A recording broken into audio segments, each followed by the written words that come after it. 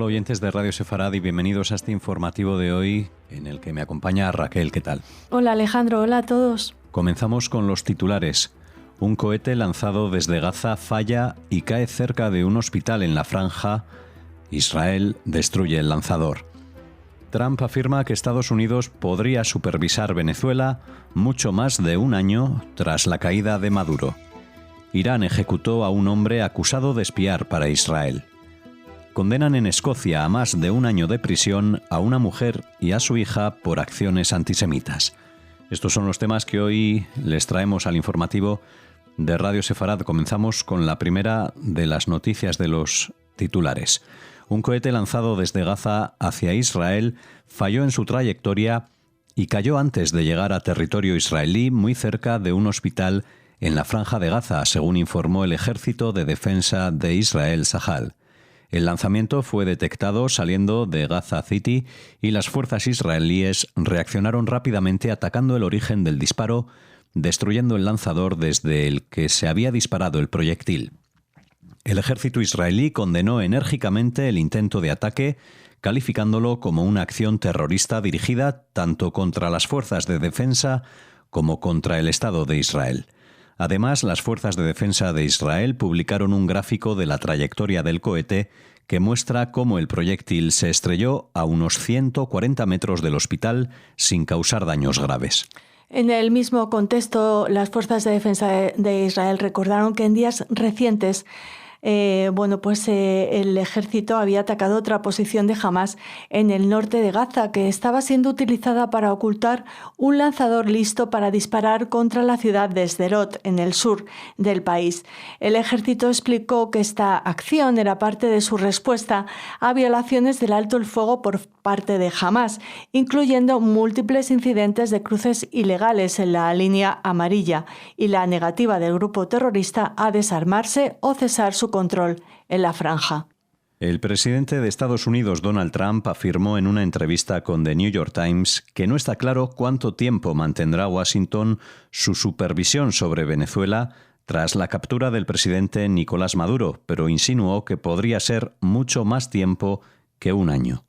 Trump señaló que Estados Unidos planea reconstruir Venezuela de forma muy rentable y utilizar su petróleo, lo que, según él, también beneficiará económicamente al propio país sudamericano, que lo necesita desesperadamente, dice el presidente estadounidense. Que asegura además que actualmente la administración estadounidense se está coordinando con el gobierno provisional encabezado, ya saben, por Delcy Rodríguez, y que hay buena sintonía con las autoridades venezolanas tras los recientes acontecimientos. Además, presentó un plan para refinar y vender hasta 50 millones de barriles de petróleo venezolano que estaban bloqueados, lo que supone, según los especialistas, una señal de cooperación entre Washington y Caracas desde la operación militar que condujo a la captura de Maduro.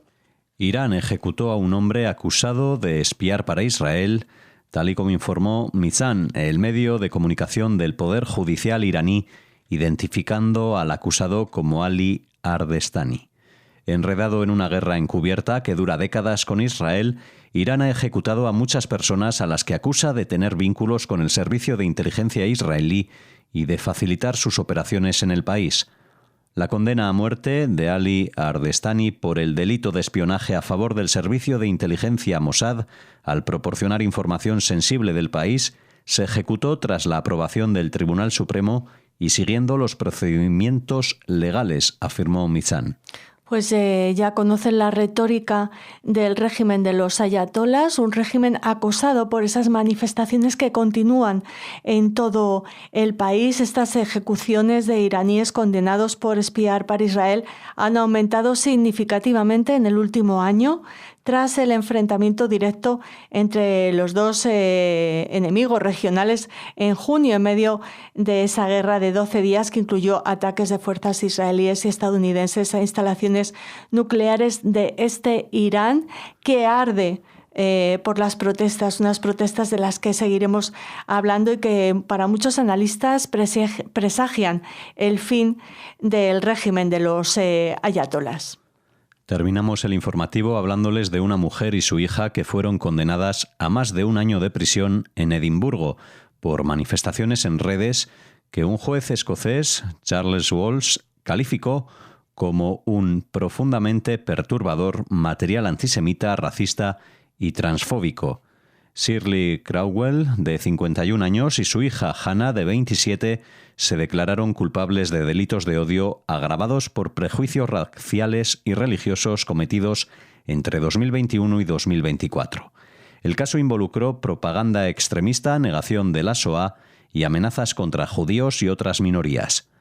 Charles Walsh afirmó que Shirley Crowell expresó repetidamente su admiración por el genocida nazi Adolf Hitler, promovió teorías conspirativas sobre un genocidio blanco y pidió otra Shoah.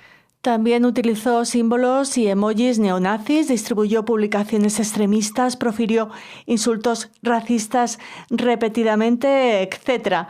Además, el juez Walsh añadió que su conducta fue más allá del discurso ofensivo y equivalió a mensajes violentos y amenazantes hacia todo el pueblo judío. Por su parte, Hannah Crowell, que usaba en Internet el alias Hannah Hitler, compartió propaganda neonazi, distribuyó en su localidad panfletos que promocionaban una película de propaganda neonazi y publicó contenido antisemita, racista y transfóbico, como les hemos comentado, en múltiples plataformas, según informó este tribunal que, como les decíamos, las ha condenado a más de un año de prisión. Con esta noticia nos despedimos de todos ustedes en este informativo en el que les esperamos mañana con una nueva edición y con más noticias.